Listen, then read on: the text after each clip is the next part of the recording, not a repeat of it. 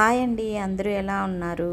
ఈరోజు వీడియోలో అయితే మేము బెంగళూరు నుంచి హంపి వచ్చేసాము. నిన్న నైట్ మాకు 8:15 అట్లా అయింది. మేము హోమ్ స్టే తీసుకున్నాము. చాలా దగ్గర అనమాట టెంపుల్కి. అంటే ఒక 15 మినిట్స్లో ఆటోలో వెళ్ళిపోవచ్చు. మేము ఎన్ని రోజులు ఉంటామో అంటే ఒక 3 డేస్ ఉన్నాము ఇక్కడ. ఈ 3 డేస్కి కలిపి మాకు 3500 అడిగారు ఆటో. మనం ఎక్కడికి వెళ్ళాలంటే ఇక్కడ ఏమేమి ఉంటాయో విజిటింగ్ ప్లేసెస్ అన్నీ మనకి చూపిస్తారు. మొత్తం తీసుకెళ్ళి మళ్ళీ డ్రాప్ చేస్తారు మన రూమ్ దగ్గర. మొత్తానికి కలిపి వాళ్ళు 3500 అడిగారు. మనతో మీల్స్ టైంలో ఉంటే మనం మీల్స్ పెట్టియచ్చు, బ్రేక్ఫాస్ట్ అట్లా అంతా మనం పెట్టియచ్చు. ఆటో అయితే మనతోనే ఉంటుంది. ఎక్కడెక్కడ కావాలంటే అన్నీ తిప్పి చూపిస్తారనమాట. దీన్ని మాకు హోమ్ స్టే వాళ్ళే అరేంజ్ చేశారు. చాలా బాగుంది, మాకు రీజనబుల్గా అనిపించింది. హోమ్ స్టే కూడా మాకు డేకి 1500 తీసుకున్నారు. ఏసీ అయితే లేదు. ఏసీ ఉంటే 2000 అన్నారు.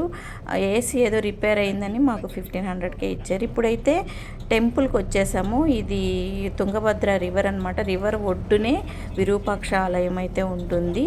మేము ఇక్కడ ఒక గైడ్ని అయితే మాట్లాడుకున్నాము, తెలుగు అతన్ని మాట్లాడుకున్నాము. అతను చెప్పేది మీకు వాయిస్ అయితే వినిపిస్తాను.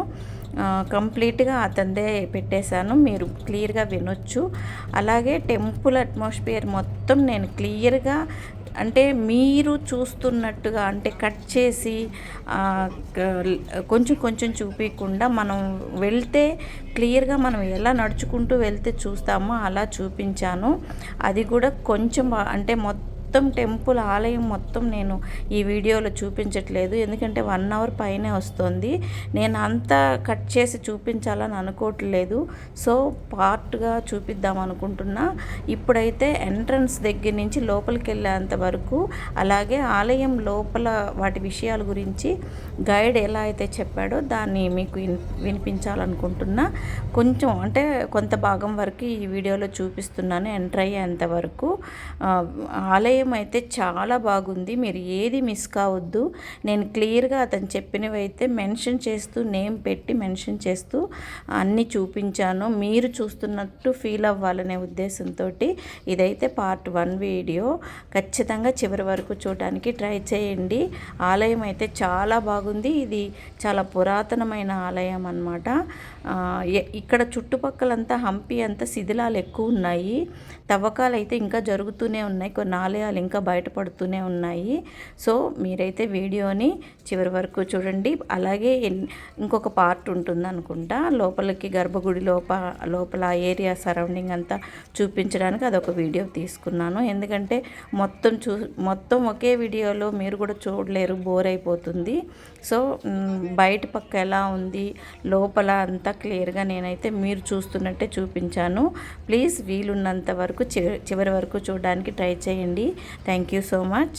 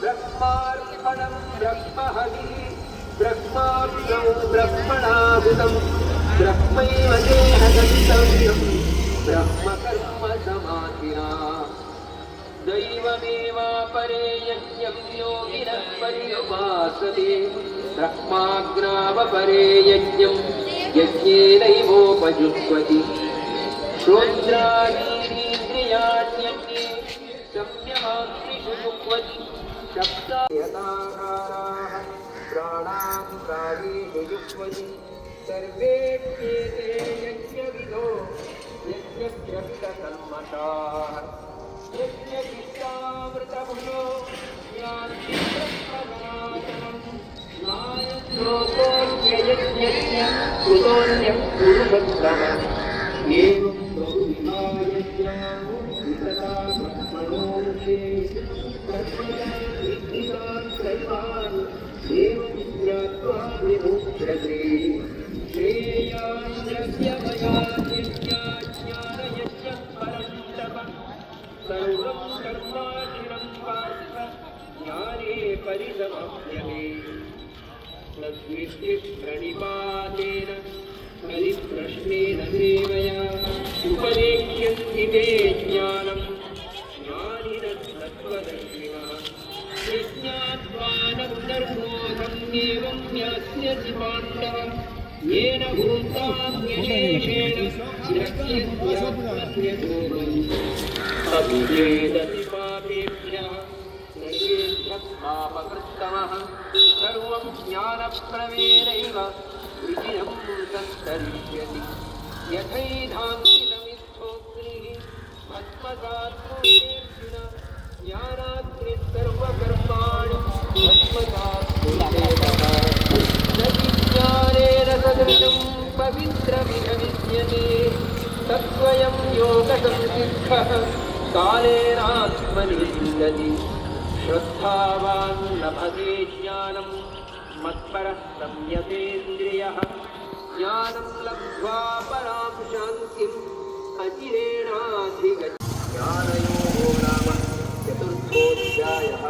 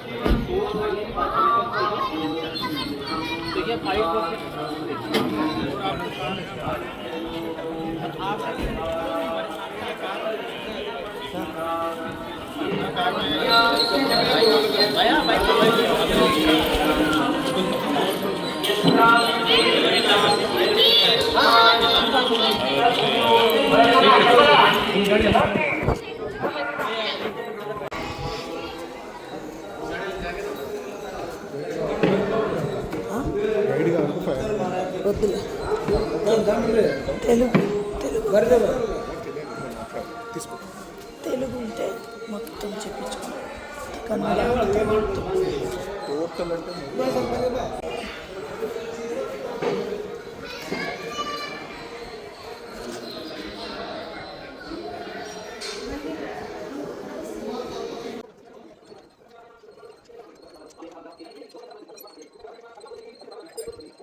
టెంపుల్ వచ్చేసి విరూపాక్ష టెంపుల్ అని ఒక శివుడి పేరు. కానీ విజయనగరంలో అతి పెద్ద టెంపుల్, పాత టెంపుల్ అంటే విరూపాక్ష టెంపుల్. ఎందుకంటే ఈ టెంపుల్ ఒక్క రాజులు కట్టలేదు, ఒక్క టైం కాదు. ఎందుకంటే టెంపుల్ స్టార్ట్ అయింది మంజునాథ్ అని. So 7th century up to 16th century వరకు వేరే రాజులు ఈ టెంపుల్ని డెవలప్మెంట్ చేశారు. దానికోసం ఈ టెంపుల్ వచ్చేసి 350 మీటర్ లెంత్ ఉంది, 15 మీటర్ డిస్టెన్స్ టెంపుల్. ఈ టెంపుల్లో మెయిన్ దేవుడు అంటే శివుడు. దానికి కాకుండా టోటల్గా 50 ఐడల్స్ ఉన్నాయి, 50 ఐడల్స్ ఉన్నాయి. అన్ని రకాల దేవుడిని ఇక్కడ మనం చూడొచ్చు. ఈ విష్ణు, శివ, బ్రహ్మ, మహిషాసురమర్దిని, కాళీ, దుర్గా, గణేష, కార్తికేయ, సరస్వతి ఇలాంటి అన్ని మూర్తులు ఇక్కడ స్థాపించారు. దానికోసం ఈ టెంపుల్ చాలా పెద్ద టెంపుల్. అలాగే టెంపుల్ వచ్చే ముందు బయట రెండు పక్కలేం బజార్ కనపడతాయి కదా, మార్కెట్ అంటే మంటపాలు కనపడతాయి కదా, అదంతా మార్కెట్ అనమాట, బజార్. విజయనగరంలో ఇలాంటి మార్కెట్ 7 మార్కెట్ ఉన్నాయి. దాంట్లో మొదటి మార్కెటే విరూపాక్ష బజార్ అని, ఇప్పుడు కొత్తగా దాన్ని హంపి బజార్ అని పిలుస్తారు. కానీ పాత రోజుల్లో అదంతా one of the most famous market, multi store building అనమాట. 2 ఫ్లోర్ ఉండేది. ముత్యాలు, రత్నాలు, వజ్రాలు, వైడరు బై లీటర్ లెక్కలు అమ్మేవాళ్ళు, రాసి లెక్కలు పెట్టి. సో లాస్ట్ 20 సంవత్సరం 20 years బ్యాక్ ఇక్కడంతా జనం ఉండేవాళ్ళు, ఇల్లులు కట్టుకొని షాప్స్ ఉండేవాళ్ళు. వాళ్ళంతా డెమలిషన్స్ చేసి ఆర్కల్స్ డిపార్ట్మెంట్ వాళ్ళు తవ్వుతున్నారు, ఎగ్జిబిషన్ చేస్తున్నారు. సో ఇప్పుడు కూడా పని జరుగుతుంటారు. సో దానికోసం దీన్ని హంపి బజార్ అన్నప్పుడు. అలాగే ఈ టెంపుల్ వచ్చేసి మీరు టెంపుల్ వెళ్తే ఒక టెంపుల్కి ఒక ఎంట్రీ గేట్ ఉంటుంది. ఆ ఎంట్రీ గేట్ని మనం గోపుర అని పిలుస్తాం. ఇది ఎంట్రీ గేట్ అన్నమాట. ఆ ఎంట్రీ గేట్ని మనం గోపుర అని పిలుస్తాము. ఈ గోపురం వచ్చేసి మన ఇండియాలో 3rd బిగ్గెస్ట్ అన్నమాట. First biggest Tamil Nadu Madurai Meenakshi temple, second biggest Srirangam, 3rd biggest 53 meter height ఉంది, 11 అంతస్తులు సార్. ఒక ఫ్లోర్ మాత్రం రాయి, మిగతా ఫ్లోర్ అంతా ఇటుగా, గార, సున్నా, బెల్లం వేసి కట్టారు. అలాగే గోపురం ఫెసిలిటీ ఉంది, మార్నింగ్ సన్ రైజ్ నుంచి ఈవినింగ్ సన్సెట్ వరకు ఈ గోపురం నీడ 200 మీటర్ డిస్టెన్స్ ఒక చిన్న ప్యాసేజ్లో దీన్ని నీడ రివర్స్లో కనపడుతుంది తెల కిందగా. సో దాన్ని మనం చూడొచ్చు. అంటే 500 సంవత్సరాల కింద ఈ రాజులకి ఒక సైంటిఫిక్ గురించి తెలుసు అని మనం ఎగ్జాక్ట్ మనం ఇక్కడ చూడొచ్చు. పొద్దున్న 6 నుంచి సాయంత్రం 6 వరకు అలాగే కనపడుతుంది, ఎప్పుడన్నా రండి. సో ఈ టెంపుల్ మాత్రమే పడగొట్టలేదు. బామని సుల్తాన్ ముస్లిం రాజులు ఇక్కడే అటాక్ చేసినారు కదా, ఈ టెంపుల్ మాత్రం పూజ జరుగుతుంది. బయట అంతా మాన్యుమెంట్ రివిన్స్ అనమాట, ఎక్కడ పూజ లేదు. ఎందుకు పూజ అవుతుంది, ఎందుకు దీన్ని పడగొట్టలేదు అంటే ఎక్కడెక్కడ విజయనగరంలో ఇస్లామిక్ స్టైల్ ఉన్న టెంపుల్ ఉంది, అది ఇప్పుడు కూడా మనం చూడవచ్చు. ఫర్ ఎగ్జాంపుల్ చూడండి, ముందర ఆర్చ్ కనపడుతుంది కదా, అది ఇస్లామిక్ స్టైల్ ఉంది. ఆర్చ్ ఫ్రంట్ ఆర్చ్ ఉంది కదా పైన, అది ఇస్లామిక్ స్టైల్ ఉంది, దానికోసం దాన్ని పడగొట్టలేదు. అలాగే ముందర ఐరన్ పీస్ వేసి కట్టినారు కదా, అది వచ్చేసి బ్రిటిష్ వాళ్ళకి అలా టైంలో కట్టింది. బయట నుంచి చూస్తే మనకి హిందూ స్టైల్ కనపడుతుంది, లోపల వచ్చిన తర్వాత తెలుస్తుంది ఏ స్టైల్ ఉంది అనేది. సో అయిన తర్వాత 2 ప్లేస్లో పాత డోర్స్ మనం చూడవచ్చు. ఒకటి ప్యాలెస్ వేర్లో రాయి వాకులు ఉన్నాయి, రాయి డోర్స్, ఇక్కడ wooden doors sir, red centre. So మొదట దీన్ని వాడేవాళ్ళు, ఇప్పుడు లేదు సార్. సో అలాగే ఇది 11వ ఫ్లోర్ ఉంది. ఆ 11వ ఫ్లోర్ పోయేకి దాగుని ఉంది. ఇక్కడ జస్ట్ 4 ఫ్లోర్ మాత్రమే బై స్టెప్స్ యూజ్ చేయొచ్చు. ఇంకా 7th ఫ్లోర్ రోప్ సార్, పగ్గుతో పోవాలి సార్. కానీ ఇప్పుడు అలౌడ్ లేదు, ఎందుకంటే జనం అంతా లోపల వెళ్ళి దాని పైన నేమ్ రాసేది, మొబైల్ నెంబర్ రాసేది అలా అంతా చేస్తున్నారు కదా, దానికోసం అలౌడ్ చేయట్లేదు. ఇందుకు ముందు ఉండేది సార్. అలాగే పైన చూడండి, రాయి మిడిల్లో ఎరిగిపోయింది. 1856లో బ్రిటిష్ వాళ్ళు సపోర్ట్ ఇచ్చిన ఐరన్ రాడ్స్. ఇది ఈ ఐరన్ రాడ్స్ ఇంగ్లాండ్ నుంచి తీసుకొచ్చారు, ఇంగ్లాండ్. సో అలాగే ఎంటైర్ భారతదేశంలో మీరు ఎక్కడైనా శివ టెంపుల్ వెళ్తే ఆ శివుడు ముందర ఇలాంటి నంది అన్ని దగ్గర చూడొచ్చు నార్మల్గా. కానీ మీరు హంపీలో ఒక టెంపుల్ మాత్రమే ఫెషల్ నంది చూడొచ్చు. ఆ ఫెషల్ నంది రైట్ సైడ్లో ఉంది.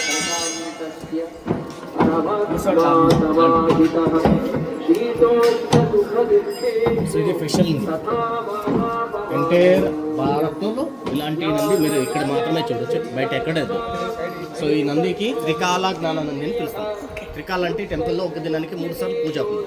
దానికోసం త్రికాల జ్ఞానం అంటే మేజర్ గాడ్స్ బ్రహ్మ, విష్ణు, శివ అని. యాక్చువల్లీ ఎందుకు ముందు లోపల ఉండేది నంది పీఠంలో, ఇక్కడ బయట పెట్టినారు. ఎందుకు బయట పెట్టినారంటే ఒకసారి మూర్తి పగలిపోతుంది, మూర్తి లాస్ట్ ఫేస్ పగిలిపోయింది. సో దానికోసం పూజ అవ్వదు. దానికోసం దీని పేరు త్రికాల జ్ఞానానంది అని. త్రికాల అంటే భారతదేశంలో అన్ని టెంపుల్ దగ్గర టెంపుల్లో దేవుడికి ఒకేసారి అభిషేకం అవుతుంది, ఒకేసారి నైవేద్యం అవుతుంది. కానీ ఇక్కడ 3 సార్లు జరుగుతుంది, 3 పూటలు. దానికోసం త్రికాల జ్ఞానానంది అని. 500 సంవత్సరం కింద వరంగల్ నుంచి ఆ ఒక రాయి తీసుకొచ్చి చేశారు, వరంగల్ స్టోన్ అది.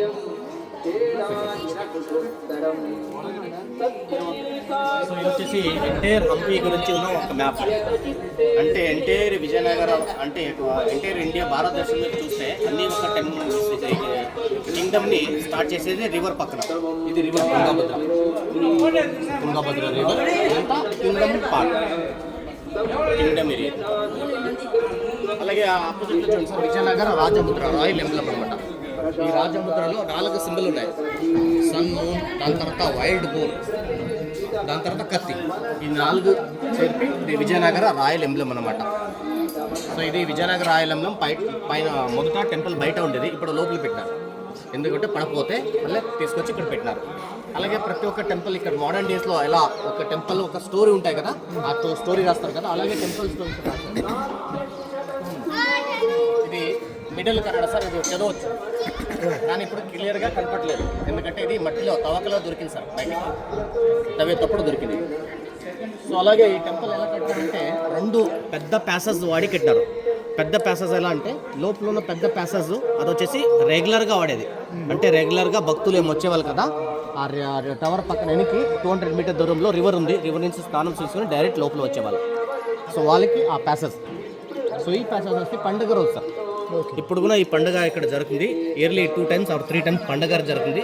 ఆ పండుగ రోజులో ఇక్కడ కనీసం అంటే 3,000 to 4,000 మెంబర్స్ ఇక్కడ గ్యాదరింగ్ అయ్యి కూర్చొని ఒకే దగ్గర ఆ ఫంక్షన్ని వాచ్ చేసేవాళ్ళు.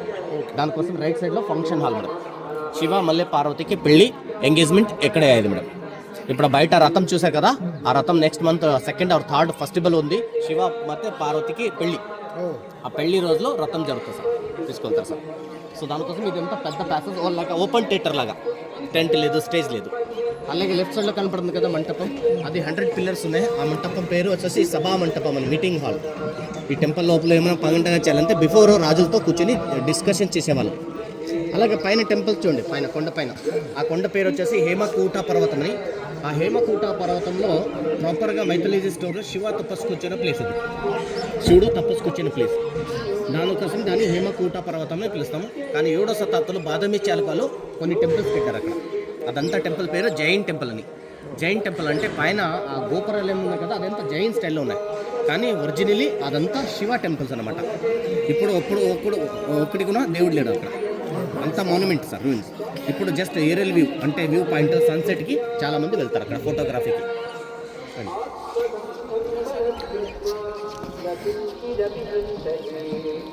యతో యతో నిశ్చరతి మనశ్చంచలమస్థిరం తతస్తతో నియమ్యీతరాత్మన్యేవ వశం నయే ప్రశాంతమనసం యేనం యోగినం సుఖముత్తమం ఉపైతి శాంతరజసం బ్రహ్మభూతమకల్మషం ఏవం నిత్యసదాత్మానం యోగి విగతకల్మషః సుఖేన బ్రహ్మ సంస్పర్శం అత్యంతం సుఖమశ్నుతే సర్వభూతస్థమాత్మానం సర్వభూతాని చాత్మని ఈక్షతే యోగయుక్తాత్మా సర్వత్ర సమశ్యతి తస్యాహం న ప్రణశ్యామి స చ మే న ప్రణశ్యతి సర్వభూతస్థితం యో మాం భజత్యేకత్వమాస్థితః సర్వథా వర్తమాన. సో ఇక్కడ నుంచి మనం చూడవచ్చు మేడం 11 ఫ్లోర్ ఉన్నాయి.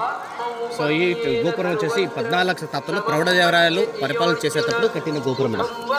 అదంతా తర్వాత 2వ గోపురం మిడల్లో ఇది కనపడింది కదా, ఇది 15వ శతాబ్దంలో రాజా కృష్ణదేవరాయలు రాజులైన తర్వాత కట్టిన గోపురం ఇది కనపడుతుంది. సో దీనికి పేరు రాయల గోపురం, ఎందుకంటే ఇది రాయల గోపురం, ఎందుకంటే రాజా కృష్ణదేవరాయలకి రెస్పెక్ట్ ఇచ్చి రాయలని పిలిచేవాళ్ళు. దానికోసం దీన్ని రాయల గోపురం అని పిలుస్తాము. ఎంట్రన్స్ ఇది కూడా ఎంట్రన్స్, ఇప్పుడు ఆపోజిట్ ఎంట్రీ చేస్తాము కదా, ఇది వచ్చేసి ఒక రాయల్ ఫ్యామిలీస్ మాత్రమే. సో అక్కడి నుంచి భక్తులు వచ్చేవాళ్ళు, టూరిస్ట్ రావాలంటే వెనక్కి నుంచి రావాలి కూడా. సో దానికోసమే విజయనగరంలో ప్రతి ఒక్క టెంపుల్కి 3 ఎంట్రీ గేట్స్ ఉన్నాయి కంపల్సరీగా. సో ఇప్పుడు ఒక గేట్ మాత్రం వాడుతున్నారు, మొదట 3 గేట్లు వాడేవాళ్ళు.